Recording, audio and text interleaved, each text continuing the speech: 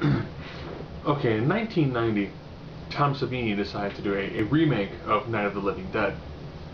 Now, seeing as how this Horror-athon I reviewed the original one, might as well review one of the remakes. This one is kind of a shot-for-shot with a little more fill-in every now and then. Normally, I absolutely detest shot-for-shot. But this one seemed to have a little more kind of like love and care going into it. So you really tell Tom Savini was definitely going for, this worked, I don't see a reason to really break it. I'll just update it, throw in some of the, at that time, more modern effects when it came to the zombies and some of the kills. Of course, it's Tom Savini, so he's, you know, a practical effects god when it comes to sorts of things. And the plot is pretty much identical. You end up having a brother and sister who go to visit, you know, mom's grave in the middle of nowhere. And then they begin to be attacked by roaming undead. There's really no explanation as to why this is going on. It just sort of happens.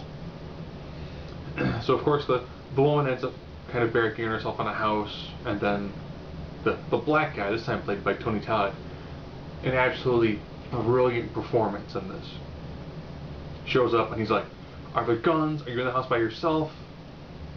And she just can't talk what's going on, so it's like, okay, you know what? If you're not going to be that much help to me, but I need a place to try to survive and try to bunker down. And then, of course, there's other people in the house, so it's pretty much identical to the original. Tom does make an adjustment at the end. You know, in the end of the original one, the black guy who survives the night comes out. He doesn't get out of work before he gets shot.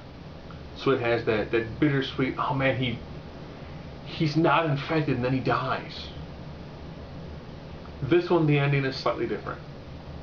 It has more of that, it has less of a shock value to it and more of a justification feel to it.